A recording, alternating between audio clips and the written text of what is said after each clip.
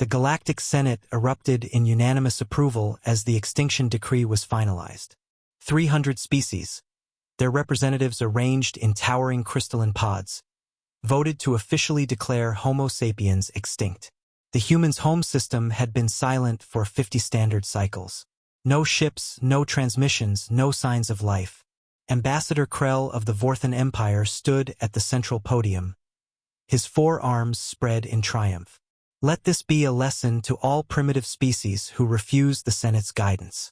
Humanity's stubborn independence led to their inevitable downfall. Their planet now lies barren, a monument to foolish pride. The massive doors of the Senate chamber, designed to accommodate beings ranging from 2 to 20 meters tall, suddenly groaned. Every sensor in the room screamed warnings. The impenetrable neutronium barriers, which hadn't been breached in 1,000 cycles, began to glow cherry red. Then they shattered. Through the molten remains walked a lone human female. Her combat suit was scarred and patched, bearing the faded insignia of Earth's united forces. Dark skin glistened with sweat, and her brown eyes held a fury that made several delegates instinctively retreat. Captain Maria Rodriguez had traveled 14,000 light-years for this moment. "Interesting timing for a funeral," she said, her voice echoing through the chamber's perfect acoustics. "Especially when the corpse is still breathing." Krell's mandibles clicked in shock. "Impossible. We confirmed Earth's destruction. The radiation levels were from the engines of our evacuation fleet," Maria interrupted, stepping forward. Each footfall rang against the polished floor. 50 years ago, you sent your ultimatum. Submit to Senate rule or face isolation. When we refused, you blockaded our system, cut us off from galactic trade, and waited for us to starve. The Etherian delegate's gaseous form flickered nervously. The blockade was lawful. You refused to share your military technology, refused to acknowledge Senate authority. We refused to be slaves, Maria countered. So we did what humans do best. We adapted, we survived, and we thrived. She pulled out a small holographic projector and activated it. The image of a planet appeared, not Earth but something new.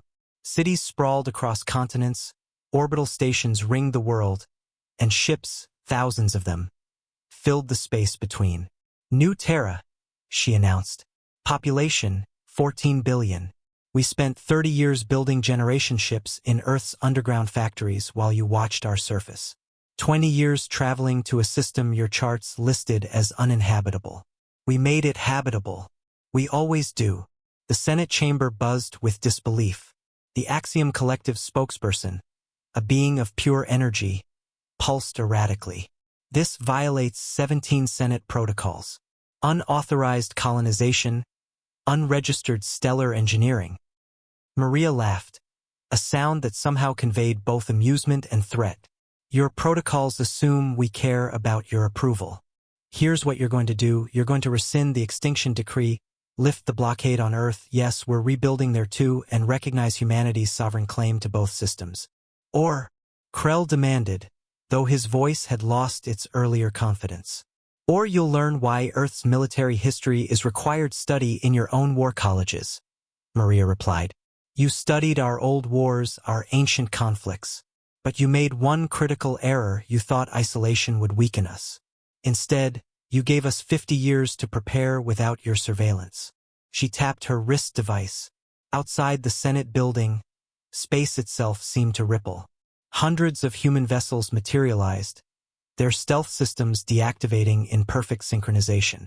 Each ship was a masterpiece of reverse-engineered alien technology combined with human innovation. We learned from every species that ever traded with us before the blockade, Maria continued. Vorthan shield harmonics, Etherian phase technology, Axiom computational matrices. We improved them all, and we built them in numbers you can't imagine because you've never been desperate like we have. The Senate sat in stunned silence. The extinct species had not only survived but had potentially become the most formidable military force in the galaxy. Maria turned to leave, then paused at the destroyed doorway. Humanity sends its regards to the Galactic Senate. We'll be keeping the frontier systems you've ignored for centuries. Consider it compensation for your premature funeral arrangements." As she walked out, her final words echoed through the chamber. "Next time you want to declare us extinct, make sure we're actually dead." The extinction decree was rescinded within the hour.